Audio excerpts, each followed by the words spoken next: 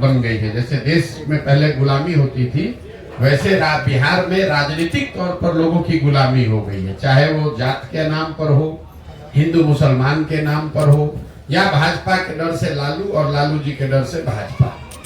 नमस्कार, आप सबका यहाँ स्वागत है। जैसा कि आपको मालूम है,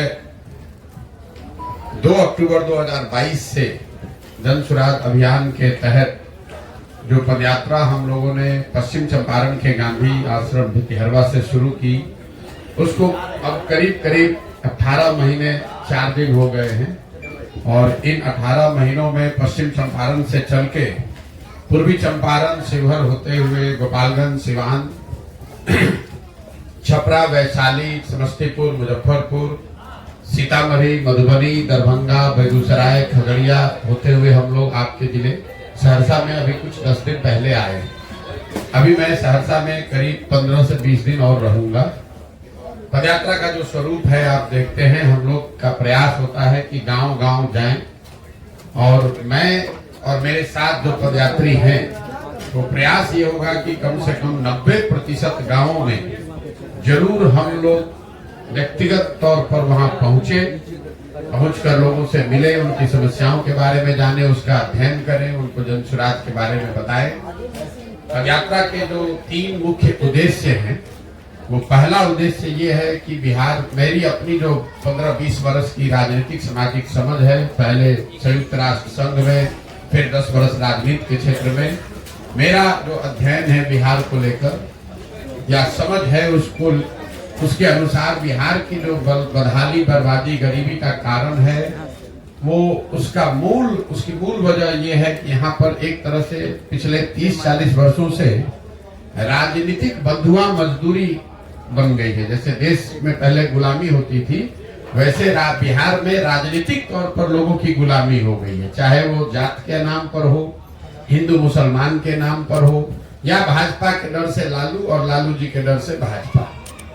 तो ये जो समस्या है, हम लोग बात करते हैं कि बिहार में सड़क नहीं है, पढ़ाई नहीं है, रोजगार नहीं है, गरीबी है, पलायन है, ये सारी बातें लोगों को पहले से पता है। हम लोग तो आकर एक दिन देखते हैं, नेता लोग आकर उस पर चर्चा कर सकता है, पत्रकार उस पर लिख सकता है, लेकिन जो लोग इस जीवन को जी रहे हैं, उनके लिए तो डेली का काम है। इसके बावजूद वो लोग फिर जाकर वोट उन विषयों को छोड़कर दूसरे विषय पर क्यों देते हैं? तो उसकी ये 4 वजह मुझे जो समझ में आई है कि लोग यहाँ पर अपनी समस्याओं से जूझते हैं, परेशान हैं, लेकिन जब वोट का वक्त आता है तो वोट यहाँ पर मुख्यतः 4 विषय पर लोग दे रहे हैं। पहला, अपनी जाति के आधार पे। दूसरा, जो जाति से बचा वो धर्म के आधार पर। ये मानना कि सिर्फ बिहार में हर व्यक्ति जाति पर वोट दे रहा है, ये भी बिल्कुल सिरे से इसको मैं खारिज करता हूँ। और इसका उदाहरण भी मैं हमेशा देता हूं कि अगर हर व्यक्ति बिहार में जाति के नाम पर ही वोट दे रहा है, तो नरेंद्र मोदी जी को वोट बिहार में दे कौन रहा है? उनके जाति का तो बिहार में आदमी नहीं रहता है।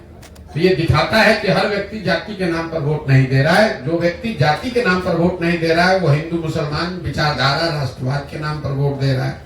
लेकिन इन दोनों के बाद भी करीब आधी बिहार की जनता 2 विषयों पर वोट कर रही है। वो है लालू जी के डर से भाजपा, जिसको आप कह सकते हैं विकल्प के अभाव में। भाजपा को दे नहीं सकता इसलिए लालू जी को दे रहा है, लालू जी को नहीं दे सकता इसलिए भाजपा को दे रहा है।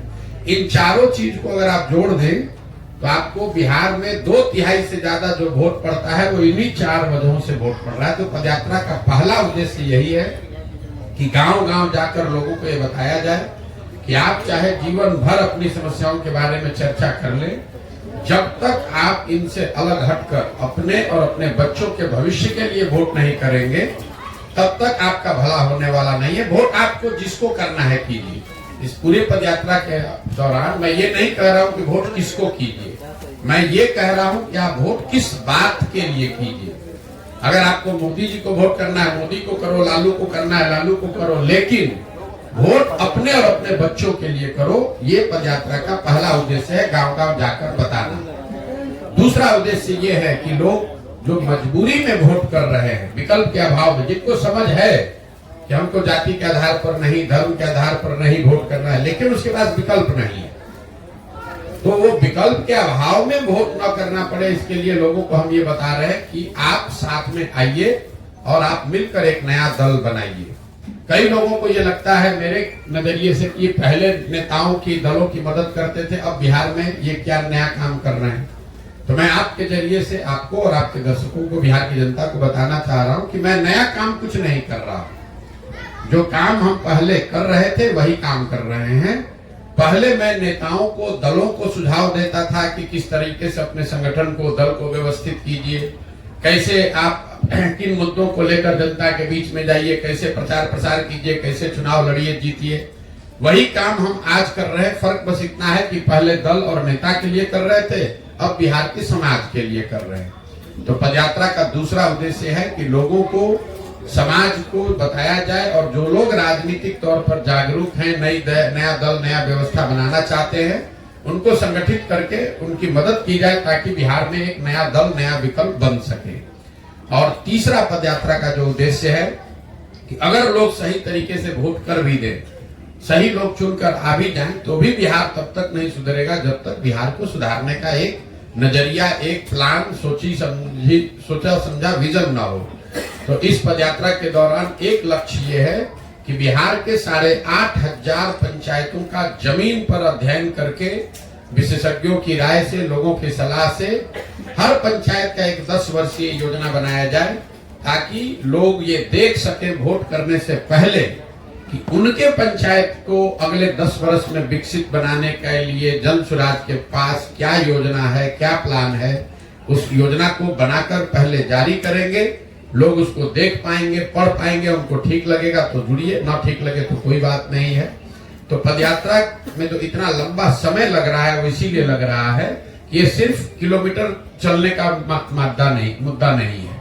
ऐसा नहीं है कि मुझको इसको साल भर में करना है कि 2 साल में करना है, 3000 किलोमीटर चलना है कि 8000 किलोमीटर चलना है, कोई चीज निश्चित नहीं है। एक चीज निश्चित है कि बिहार के हर गांव, हर शहर, हर प्रखंड पंचायत तक पहुंचना है। दूसरा चीज निश्चित है कि इन 3 लक्ष्यों की प्राप्ति के लिए गांव गांव जाकर लोगों को जन जागरण के हिसाब से उनको बताना है कि आप अपने और अपने बच्चों के लिए वोट कीजिए। अगर आप नया दल, विकल्प बनाना चाहते हैं तो नया दल और विकल्प बनाइए। और तीसरा, हर पंचायत के लिए एक योजना बने। इस पंचायत की योजना में वहां की स्थानीय समस्याओं का जिक्र हम लोग करते हैं, कैसे उस समस्या का निपटारा होगा ये बताते हैं। लेकिन साथ साथ हर पंचायत की योजना में 3 बात जरूर बनाई जा रही है। पहला, कि पंचायत के स्तर पर लोगों के बच्चों के पढ़ने की व्यवस्था अच्छी कैसे की जाएगी।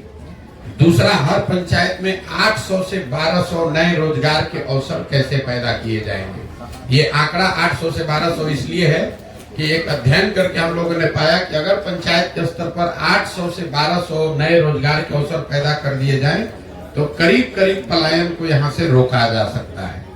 और तीसरा, हर पंचायत में जो खेती अभी हो रही है वो खेती जो खाने वाली खेती है, इसको कमाने वाली खेती में कैसे तब्दील किया जाए, कैसे लोगों को खेती से आमदनी हो। क्योंकि बिहार में आज जो खेती होती है ये खाने वाली खेती है। बोलचाल की भाषा में आपने सुना होगा, लोग कहते हैं कि अभी पंजाब से यहाँ लौट कर आए हैं खेती करने के लिए, कमाने के लिए लुधियाना जाएंगे, कोयम्बटूर जाएंगे। तो लोगों के दिमाग में जो खेती को लेकर नजरिया है कि खेती खाने का जरिया है, इससे अनाज पैदा करो ताकि अपना और अपने बाल बच्चे परिवार का पेट बढ़ता रहे। कमाने के लिए लोग मजदूरी करने जाते हैं। तो ये योजना बनाने का प्रयास कि बिहार में जो खेती करने वाले लोग हैं उनके लिए खेती कमाने का जरिया कैसे हो, ये एक लक्ष्य है। इन 3 लक्ष्यों को लेकर अभी 18 महीने से चल रहे हैं, 1-1.5 साल और लग सकता है, लेकिन पूरी तरीके से दृढ़ संकल्पित हैं। इस काम को पूरे बिहार में करेंगे। करने के बाद लोगों को एक साथ संगठित करके नया दल बनाया जाएगा और उसके बाद आगे की यात्रा, आगे की जर्नी शुरू होगी। अब आपके जो सवाल हैं यात्रा के दौरान के मेरे अनुभव या दूसरे कोई भी आप सवाल करना चाहते हैं तो आप सवाल कर सकते हैं। बहुत बहुत धन्यवाद।